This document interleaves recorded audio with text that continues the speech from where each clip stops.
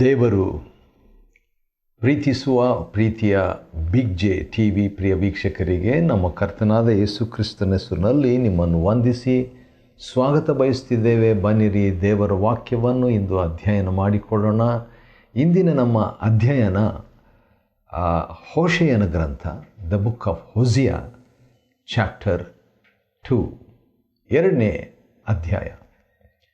ಎರಡನೇ ಅಧ್ಯಾಯ ಹೋಶೇಯನ ಗ್ರಂಥದಲ್ಲಿ ದೇವರ 25 ಸಂದೇಶಗಳು ಹಿಂಜಾರಿದವರಿಗೆ ಎಂದಿದೆ, ಅಥವಾ ಹಿಂಜಾರಿದವರಿಗೆ ದೇವರ 25 ಸಂದೇಶಗಳು. 25 ಮೆಸೇಜಸ್ ಫಾರ್ ಬ್ಯಾಕ್ಸ್ಲೈಡರ್ಸ್. ಹಿಂಜಾರಿದರೂ ಕೂಡ ದೇವರು ಮಾತನಾಡುವ ದೇವರಾಗಿದ್ದಾರೆ. ಆದಾಮನು ದೇವರಿಂದ ಹಿಂಜಾರಿದ ಮೊದಲನೇ ವ್ಯಕ್ತಿ. ದೇವರು ಸ್ಪಷ್ಟವಾಗಿ ಆದಿಕಾಂಡ 2:17 ಸ್ಪಷ್ಟ ಆಜ್ಞೆ ನೀಡಿದ್ದಾಗ್ಯೂ 3ನೇ ಅಧ್ಯಾಯದಲ್ಲಿ ಆದಾಮನು ದೇವರಿಂದ ಹಿಂಜಾರಿ ಹೋದ ಹೆಂಡತಿ ಕೂಡ. ಆ ರೀತಿಯಾಗಿ ಹಿಂಜಾರಿದಂಥ ವ್ಯಕ್ತಿಗೆ ದೇವರು ಮಾತನಾಡಿ, ಆದಾಮನೇ ಎಲ್ಲಿದ್ದಿ ಎಂಬುದಾಗಿ ಕೇಳಿದ ಹಾಗೆ ಇಲ್ಲಿ ಕೂಡ ಹಿಂಜಾರಿದ ದೇವಜನರು ಇಸ್ರಾಯೇಲರಿಗೆ ದೇವರು 25 ಸಂದೇಶಗಳನ್ನು ಕೊಡುವುದರಿಂದ ದೇವರ ಒಳ್ಳೆತನ, ದೇವರ ಪ್ರೀತಿ, ದೇವರ ವಾತ್ಸಲ್ಯ ನಾವು ತಿಳ್ಕೊಳ್ಬಹುದು. 25 ದೇವರ ಸಂದೇಶಗಳು ಹಿಂಜಾರಿದವರಿಗೆ ಎಂಬುದಾಗಿ ನೋಡಿಕೊಳ್ಳೋಣ. 25 ಗಾಡ್ಸ್ ಮೆಸೇಜ್ ಟು ದ ಬ್ಯಾಕ್ಸ್ಲೈಡರ್ಸ್. ಎರಡನೇ ಅಧ್ಯಾಯ ಹೋಶೇಯನ ಗ್ರಂಥ 1ನೇ ವಚನದಲ್ಲಿ, ನಿಮ್ಮ ಸಹೋದರರನ್ನು ಅಮ್ಮಿ. ಸಹೋದರರಿಗೆ ಸಂದೇಶ ಅಥವಾ ಮೊದಲನೇ ಸಂದೇಶ ದೇವರು ಕೊಡುವಂಥದ್ದು ಅಮ್ಮಿ. ಅಮ್ಮಿ ಅಂತ ಹೇಳಿದ್ರೆ ನನ್ನ ಪ್ರಜೆ. ದೇವರು ಮೊಟ್ಟ ಮೊದಲನೇದಾಗಿ ತನ್ನ ಹಿಂಜಾರಿದ ಜನರಿಗೆ ತಿಳಿಸುವಂಥ ಮೊದಲನೇ ಸಂದೇಶ, ನೀವು ನನ್ನ ಪ್ರಜೆಗಳು, ಮೈ ಪೀಪಲ್. ಇದನ್ನೇ 2ನೇ ಪೂರ್ವಕಾಲ ವೃತ್ತಾಂತ 7:14 ನೋಡ್ತೇವೆ. ಹೌದು, ಹಿಂಜಾರಿದಾಗ್ಯೂ ನನ್ನ ಪ್ರಜೆ ಎಂಬುದಾಗಿ ದೇವರು ಕರೀತಾರೆ. ಇದು ಮೊದಲನೇ ಸಂದೇಶ. ಎರಡನೇ ಸಂದೇಶ ಏನೆಂಬುದಾಗಿ ನೋಡುವಾಗ 2ನೇ ಅಧ್ಯಾಯದ ಅದೇ 1ನೇ ವಚನದಲ್ಲಿ 2ನೇ ಭಾಗದಲ್ಲಿ ನೋಡೋದಾದರೆ ದೇವರು ಕೊಡುವಂಥ 2ನೇ ಸಂದೇಶ ಏನಂತ ಹೇಳಿದರೆ ರೂಹಾಮ. ರೂಹಾಮ ಅಂತ ಹೇಳಿದರೆ ಅದರ ಅರ್ಥ ಮೊದಲನೇದಾಗಿ ಕರುಣೆ. ಕರುಣೆ ಅಥವಾ ದಯೆ ಅಥವಾ ಪ್ರೀತಿ ಅಥವಾ ವಾತ್ಸಲ್ಯ ಎಂಬುದಾಗಿ ದೇವರು ಹೇಳುವಂಥ 2ನೇ ಸಂದೇಶ ಏನಂತ ಹೇಳಿದ್ರೆ, ನೀವು ನನ್ನ ಪ್ರಜೆ, ಆದರೆ ನನ್ನ ಪ್ರೀತಿಯನ್ನು ಅರ್ಥಕೊಳ್ರಿ, ನನ್ನ ದಯೆಯನ್ನು ನೀವು ಅರಿತಿದ್ದೀರಿ, ತಿಳಿದಿದ್ದೀರಿ, ಅನುಭವಿಸಿದ್ದೀರಿ, ರುಚಿಸಿದ್ದೀರಿ ಎಂಬುದಾಗಿ. 3ನೇದಾಗಿ ದೇವರು ಹೇಳುವಂಥ ಒಂದು ಮಾತು ಏನೆಂಬುದಾಗಿ ನೋಡುವಾಗ 2ನೇ ಅಧ್ಯಾಯ ಹೋಶೇಯನ ಗ್ರಂಥ ಮತ್ತು 2ನೇ ಅಧ್ಯಾಯದಲ್ಲಿ ದೇವರು ಹೇಳುವಂಥದ್ದು ಸ್ವಲ್ಪ ಸ್ಟ್ರಾಂಗ್ ಆಗಿದೆ. ದೇವರು ಹೇಳ್ತಾರೆ, ನನ್ನ ಹೆಂಡತಿ ಅಲ್ಲ ಎಂಬುದಾಗಿ. ಅಂದರೆ ದೇವರ ಹಾಗೆ ದೇವಜನರು ನಡ್ಕೊಂಡಿಲ್ಲ, ದೇವರ ಸಹಪಾಠಿಯಂತೆ ದೇವರ ಮಕ್ಕಳು, ದೇವ ಜನರು ನಡ್ಕೊಂಡಿಲ್ಲ ಎಂಬುದಾಗಿ ದೇವರು ಹೇಳುವಂಥ 3ನೇ ಸಂದೇಶ. 4ನೇ ಸಂದೇಶ ಏನಂತ ಹೇಳಿದ್ರೆ, ಅದೇ 2ನೇ ಅಧ್ಯಾಯ 2ನೇ ವಚನದ ಕೊನೆಯ ಭಾಗದಲ್ಲಿ ದೇವರು ಹೇಳುವಂಥ ಒಂದು ಮಾತು ಏನಂದರೆ, ಈ ದೇವರು ಅಪನಂಬಿಗಸ್ತಿಕೆಯನ್ನು ಕುರಿತಾದಂಥ ಒಂದು ಸಂದೇಶ. ಅನ್ಫೇತ್ಫುಲ್ನೆಸ್.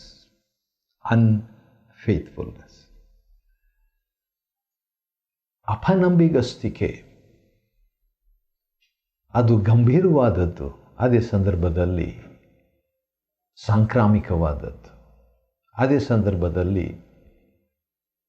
ದೇವಜನರಿಗೆ ಸ್ವಾಭಾವಿಕವಾದದ್ದು. ಇದನ್ನೇ ಹೇಳಬೇಕಾದ್ರೆ ನನಗೆ ಕಷ್ಟವಾಗ್ತಾ ಇದೆ. ಯಾಕಂತ ಹೇಳಿದರೆ ದೇವಜನರಿಗೆ ಅದು ಇರಬಾರ್ದು, ಆದರೂ ಕೂಡ ಅದು ಇಸ್ರಾಯೇಲ್ ಚರಿತ್ರೆಯಲ್ಲಿಯೇ ಮತ್ತು ಸಭಾ ಚರಿತ್ರೆಯಲ್ಲಿನೂ ಹೊಸ ಒಡಂಬಡಿಕೆಯಲ್ಲಿ ಕೂಡ ಅಂಥ ಒಂದು ಅಪನಂಬಿಗಸ್ತಿಕೆಯನ್ನು ನೋಡ್ತೇವೆ.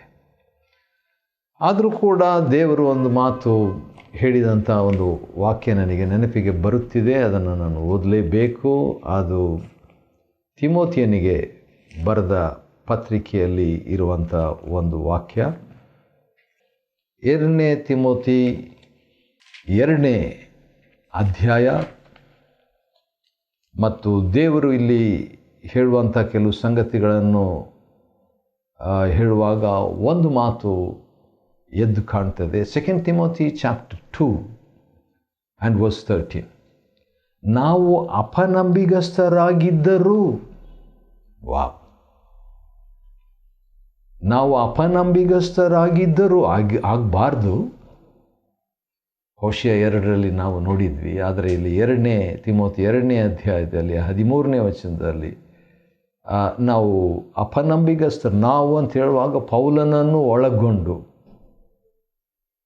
ನಾವು ಅಪನಂಬಿಗಸ್ತರಾಗಿದ್ದರೂ ಆತನು, ದೇವರು, ಕ್ರಿಸ್ತನು ನಂಬಿಗಸ್ತನಾಗಿಯೇ ಇರುವನು. ಯಾಕಂತ ಹೇಳಿದರೆ ಇದು ಒಡಂಬಡಿಕೆಯ ಸಂಬಂಧ. ಯಾಕೆ ಆ ರೀತಿಯಾಗ ಹಾಗೆ ಅಂತ ಹೇಳಿದ್ರೆ, ತನ್ನ ಸ್ವಭಾವಕ್ಕೆ ವಿರುದ್ಧವಾಗಿ ಆತನು ಏನು ಮಾಡಲಿಕ್ಕಾಗಲ್ಲ. ಸರಿ, 4ನೇ ಆ ಸಂದೇಶ ಏನಂತ ಹೇಳ್ಬಿಟ್ಟು ನಾವು ನೋಡೋಣ. ಬನ್ನಿರಿ. 2ನೇ ಅಧ್ಯಾಯ ಹೋಶಿಯನ ಗ್ರಂಥದಲ್ಲಿ ದೇವರು ಕೊಡುವಂಥ 25 ಸಂದೇಶಗಳು ಹಿಂಜಾರಿದವರಿಗೆ. 5ನೇ ಸಂದೇಶ, ಮೊದಲನೇ ಸಂದೇಶ ನನ್ನ ಪ್ರಜೆ, 2ನೇ ಸಂದೇಶ ಆ ಪ್ರೀತಿ ದಯದ ಬಗ್ಗೆ, 3ನೇ ಸಂದೇಶ ನನ್ನ ಹಾಗಿಲ್ಲ, ನನ್ನ ಸಂಬಂಧವಿಲ್ಲ ಎಂಬುದಾಗಿ, 4ನೇದಾಗಿ ದೇವರು ಅಪನಂಬಿಗಸ್ತಿಗೆ ಅನ್ಫೇತ್ಫುಲ್ನೆಸ್ ಎಂಬುದಾಗಿ, 5ನೇ ಸಂದೇಶ ಏನೆಂಬುದಾಗಿ ಹೇಳುವಾಗ ಮರುಭೂಮಿಯ ಸ್ಥಿತಿಗೆ ತರುವೆನು ಎಂಬುದಾಗಿ. ಮರುಭೂಮಿಯ ಸ್ಥಿತಿ ಅಂತ ಹೇಳಿದಾಗ 2 ಅರ್ಥ.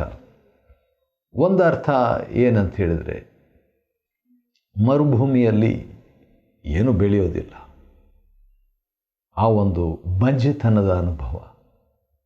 ಇನ್ನೊಂದು ಅರ್ಥ, ಮರುಭೂಮಿ ಅಂತ ಹೇಳಿದಾಗ ಇಸ್ರಾಯೇಲನ್ನು ಮರುಭೂಮಿಯಲ್ಲಿ ಆತನು ನಡೆಸಿದ ಒಂದು ಅನುಭವ. ಅಲೆಮಾರಿಗಳಾಗಿ ಅಲೆದಾಡುತ್ತಾ ದೇವರ ವಿಷಯದಲ್ಲಿ ಅವರು ಗುಣಕೊಡ್ತಾ ಇದ್ದಾಗಿಯೂ ಕೂಡ ದೇವರು ಒದಗಿಸಿದ ಅನುಭವ. ಸರಿ, 6ನೇದಾಗಿ ದೇವರು ಹೇಳುವಂಥ ಇನ್ನೊಂದು ಸ್ಟ್ರಾಂಗ್, ಬಲವಾದಂಥ ಒಂದು ಸಂದೇಶ ಏನಂದರೆ, 2ನೇ ಅಧ್ಯಾಯ 4ನೇ ವಚನದಲ್ಲಿ ಇರುವಂಥದ್ದು, ನಾನು ಅವರ ಮಕ್ಕಳನ್ನು ಕರುಣಿಸುವುದಿಲ್ಲ ಅಂತ ಹೇಳ್ಬಿಟ್ಟು, ಕರುಣೆ ತೋರೋದಿಲ್ಲ ಎಂಬುದಾಗಿ ದೇವರು ಹೇಳ್ತಾರೆ. ಹೌದು, ಅದಕ್ಕೆ ನಾವು ಯೋಗ್ಯರಲ್ಲ. ಆದ ಕಾರಣ ದೇವರು ಒಂದು ವೇಳೆ ಆ ರೀತಿಯಾಗಿ ಹೇಳಿದರೂ ಅದು ತಪ್ಪೇನಲ್ಲ, ಅದು ಸರಿಯೇ, ತಪ್ಪೇನಲ್ಲ ಅನ್ನೋದಕ್ಕಿಂತಲೂ ದೇವರು ಆ ರೀತಿಯಾಗಿ ಹೇಳಿದರೂ ಅದು ನ್ಯಾಯವೇ, ಯೋಗ್ಯವೇ, ಸರಿಯೇ. ಹಿಂಜಾರಿದವರಿಗೆ ದೇವರು 25 ಸಂದೇಶಗಳಲ್ಲಿ 6 ನೋಡಿಕೊಂಡಿದ್ವಿ. 7ನೇ ಸಂದೇಶ ಏನಂದರೆ, 2ನೇ ಅಧ್ಯಾಯ 6ನೇ ವಚನದಲ್ಲಿ ದೇವರು ಬೇಲಿ ಹಾಕುವೆನು ಎಂಬುದಾಗಿ. ಇದು ಪ್ರೀತಿಯಿಂದ ದೇವರು ಮಾಡುವಂಥದ್ದು. ಬೇಲಿ ಹಾಕಿದರೆ ನಾವು ಅಷ್ಟು ಸುಲಭವಾಗಿ ದೇವರಿಂದ ದೂರ ಹೋಗಬಾರ್ದು ಅನ್ನೋ ಉದ್ದೇಶದಿಂದ. 8ನೇದಾಗಿ ದೇವರು ಕೊಡುವಂಥ ಇನ್ನೊಂದು ಸಂದೇಶ ಏನಂದರೆ, ನನ್ನ ಮದುವೆಯ ಗಂಡನ ಬಳಿಗೆ ಹಿಂದಿರುಗುವೆನು ಅನ್ನುವಂಥ ರೀತಿಯಲ್ಲಿ, ಅಂದರೆ ದೇವರ ಹತ್ರ ಹಿಂದಿರುಗಿ ನಾನು ಬರ್ತೇನೆ ಎಂಬುದಾಗಿ ಹೇಳುವಂತೇನು ಮಾಡ್ತೇನೆ ಎಂಬುದಾಗಿ ದೇವರು ಕೆಲವು ಸಂಗತಿಗಳನ್ನು, ಸನ್ನಿವೇಶಗಳನ್ನು ಒದಗಿಸಿಬಿಟ್ಟು ನಾನು ದೇವರ ಹತ್ರ ಹೋಗ್ತೀನಿ ಹಿಂದಿರುಗಿ. ಯಾವ ರೀತಿಯಾಗಿ ತಪ್ಪಿ ಹೋದ ಮಗನು ಲೂಕ 15ರಲ್ಲಿ ಹಿಂದಿರುಗಿ ಬಂದನಲ್ಲ, ಆ ರೀತಿಯಾಗಿ ದೇವಜನರು ದೇವರ ಕಡೆಗೆ ಹಿಂದಿರುಗಿ ಬರುವಂಥ ಒಂದು ಸೆಟ್ಟಿಂಗ್, ಒಂದು ದೃಶ್ಯ, ಒಂದು ಸ್ಥಾಪನೆ, ಒಂದು ಸಿದ್ಧತೆಯನ್ನು ಮಾಡುವುದಾಗಿ ದೇವರು ಕೊಡುವ 8ನೇ ಸಂದೇಶ. 9ನೇದಾಗಿ ಅದೇ 7ನೇ ವಚನದ 2ನೇ ಭಾಗದಲ್ಲಿ, ಈಗಿನ ನನ್ನ ಸ್ಥಿತಿಗಿಂತ ಆಗಿನ ಸ್ಥಿತಿಯು ಎಷ್ಟೋ ಲೇಸು ಅಂದುಕೊಳ್ಳುವಂಥದ್ದು. ಅಂದರೆ ಹಿಂಜಾರಿದ ಸ್ಥಿತಿಗಿಂತ ಮೊದಲು ದೇವ್ರ ಜೊತೆಗಿದ್ದಂಥ ಸ್ಥಿತಿ ಎಷ್ಟು ಚೆನ್ನಾಗಿತ್ತು. ನಾನು ದೇವ್ರ ಜೊತೆಗಿದ್ದಾಗ ಎಷ್ಟು ಚೆನ್ನಾಗಿತ್ತು. ಈಗ ದೇವರನ್ನು ಬಿಟ್ಟು ಲೋಕದ ಪಾಲಿಗೆ, ಲೋಕದ ಆಶೆಗೆ, ಲೋಕದ ಆತ್ಮಿಕ ವ್ಯಭಿಚಾರಕ್ಕೆ ಒಳಪಟ್ಟಿದ್ದೇನೆ ಅಲ್ಲ, ಇದು ಸರಿಗಿಲ್ಲ, ಮೊದಲಿನ ಸ್ಥಿತಿಯೇ ಮೇಲು ಎಂಬುದಾಗಿ ಹೇಳುವಂಥ ರೀತಿಯಲ್ಲಿ ದೇವರು ಕ್ರಮಪಡಿಸುವಂಥ ಒಂದು ಸನ್ನಿವೇಶ, ಸಂದೇಶ. 9ನೇ ಸಂದೇಶ. 10ನೇ ಸಂದೇಶ ಭಾಳ ವಿಚಿತ್ರವಾಗಿದೆ. 8ನೇ ವಚನದಲ್ಲಿ ಇರುವಂಥ ಒಂದು ಸಂಗತಿ ಅದೇನಂತ ಹೇಳಿದರೆ, ಇಸ್ರಾಯೇಲು ದೇವರನ್ನು ಬಿಟ್ಟು ಬಾಳನ ಪೂಜೆ ಮಾಡಲಿಕ್ಕೆ ಉಪಯೋಗಿಸಿದ ಬೆಳ್ಳಿ, ಬಂಗಾರ, ಅದು ಎಲ್ಲಿಂದ ಅವ್ರಿಗೆ ಸಿಕ್ತು ಎಂಬುದಾಗಿ ಹೇಳುವಾಗ ದೇವರು ಹೇಳುವಂಥ ಒಂದು ಸಂಗತಿ, ನನ್ನ ಧಾರಾಳವಾದ ವರ ಅದು ಎಂದು ಅವಳಿಗೆ ತಿಳಿಯದು. ನಿಮ್ಮ ಹತ್ರ ಹಣ ಇದೆ, ವಸ್ತು ಇದೆ, ಅದನ್ನೆಲ್ಲ ದುರುಪಯೋಗ ಮಾಡಿಕೊಳ್ತೀರಿ, ಆದರೆ ಅದನ್ನು ಕೊಟ್ಟಿದ್ದವರು ಯಾರು? ನಾನೇ ಎಂಬುದು ನಿಮಗೆ ಗೊತ್ತಿಲ್ಲ ಎಂಬ ಸಂದೇಶ ದೇವರು ಕೊಡುವಂಥ 10ನೇ ಸಂದೇಶ ಹಿಂಜಾರಿದವರಿಗೆ. ಅಂದ ಹಾಗೆ ಹೋಶೇಯನ ಗ್ರಂಥ 2ನೇ ಅಧ್ಯಾಯದಿಂದ ಹಿಂಜಾರಿದವರಿಗೆ ದೇವರ 25 ಸಂದೇಶಗಳನ್ನು ನೋಡಿಕೊಳ್ತಾ ಇದ್ದೇವೆ. 25 ಮೆಸೇಜಸ್ ಟು ದ ಬ್ಯಾಕ್ಸ್ಲೈಡರ್ಸ್. 11ನೇ ಸಂದೇಶ, ದೇವರು ಇನ್ನೊಂದು ಸಂಗತಿಯನ್ನು 9ನೇ ವಚನದಲ್ಲಿ ಹೇಳುವಂಥ ಸಂದೇಶ ಏನಂತ ಹೇಳಿದರೆ, ದೇವರು ಕೊಟ್ಟಂಥದ್ದನ್ನು ಹಿಂದಕ್ಕೆ ತೆಗೆದುಕೊಳ್ಳುವೆನೆಂಬುದಾಗಿ ಹೇಳುವಂಥ ಒಂದು ಸಂದೇಶ. ಹಿಂದಕ್ಕೆ ತೆಗೆದುಕೊಳ್ಳುವೆನು. ಅಲ್ಲಿ ನೋಡುವಾಗ ದೇವರು ನೋಡ್ರಿ, ಒದಗಿಸಿದ್ದಂಥದ್ದನ್ನು ನಿಲ್ಲಿಸಿದಾಗ ದೇವರ ಹತ್ರ ಬರ್ಬೋದೇನೋ. ಯಾವ ರೀತಿಯಾಗಿ 15ನೇ ಅಧ್ಯಾಯ ಲೂಕನು ಬರೆದ ಸುವಾರ್ತೆಯಲ್ಲಿ ಅವನಿಗೆ ತಪ್ಪಿ ಹೋದ ಮಗನಿಗೆ ಯಾರೂ ಇರಲಿಲ್ಲ, ಏನೂ ಇರಲಿಲ್ಲ ಅಂತ ಬಂದಾಗ ತಂದೆ ಹತ್ರ ಹೋಗ್ತೀನಿ ಅಂತ ಬಂದ ಮನಸ್ಸು ದೇವರು ಇಲ್ಲಿ ದೇವಜನರಿಗೆ ತರುವಂಥ ಒಂದು ಕ್ರಮಬದ್ಧತೆ.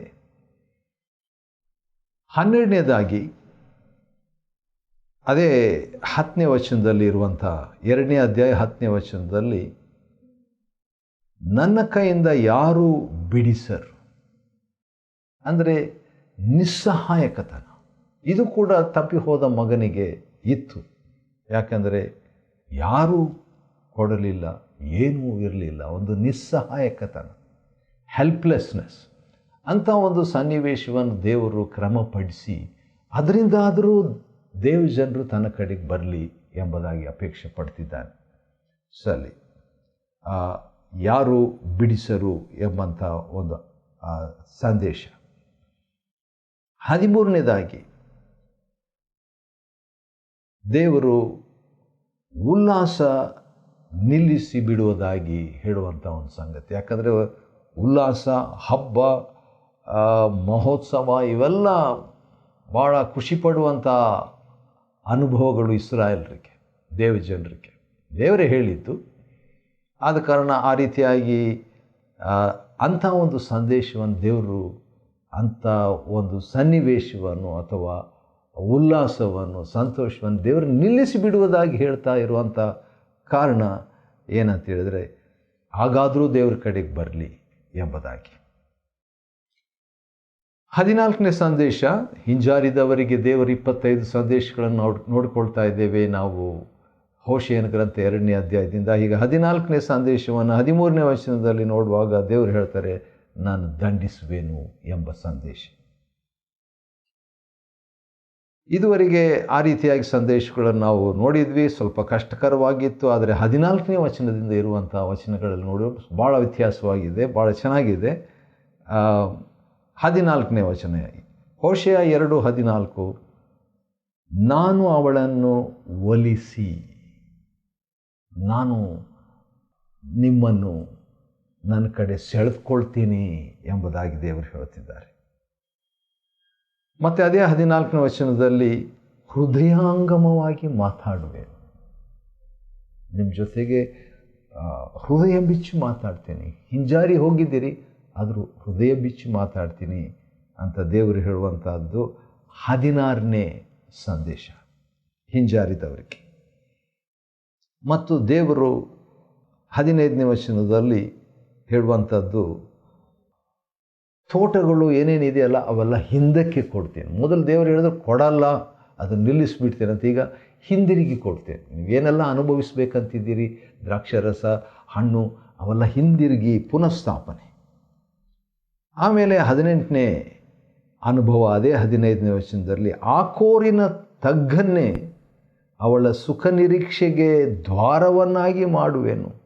ಆಕೋರಿನ ತಗ್ಗು ಅಂತ ಹೇಳಿದರೆ ಆಪತ್ತು, ಯಾವುದು ಆಪತ್ತಿದೆಯೋ ಅದನ್ನೇ ನಾನು ನಿನಗೆ ನಿರೀಕ್ಷೆಯಾಗಿ ಮಾಡಿಬಿಡ್ತೀನಿ ಅಂತ ದೇವರು ಹೇಳ್ತಾರೆ.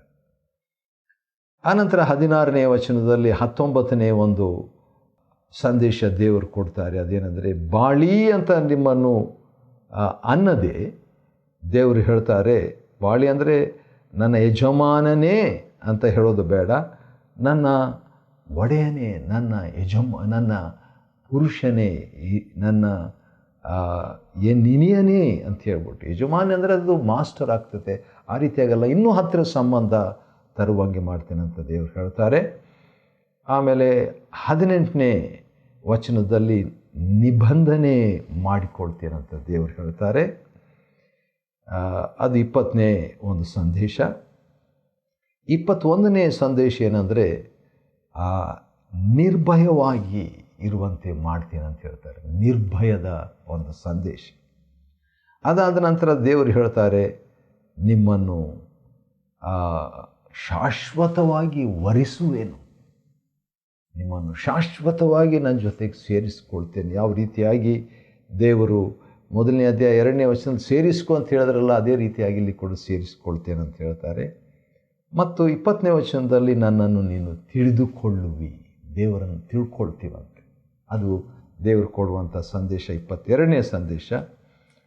ಮತ್ತು 23ನೇ ಸಂದೇಶ 21ನೇ ವಚನದಲ್ಲಿದೆ. ಅದೇನಂತ ಹೇಳಿದರೆ, ಆ ಕಾಲದಲ್ಲಿ ನಾನು ಒಲುಮೆ ತೋರಿಸುವೆ. ವಾವ್, ಒಲುಮೆ ತೋರಿಸ್ತಾರಂತ. ಅದು 23ನೇ ಸಂದೇಶ. 24ನೇ ಸಂದೇಶ ಇನ್ನೂ ಚೆನ್ನಾಗಿದೆ. ಅದೇನಂತ ಹೇಳಿದರೆ, ಇಜ್ರೇಲಿಗೆ, ಹೌದು ಬೇಡುವ ಇಜ್ರೇಲಿಗೆ ಒಲಿಯುವವು,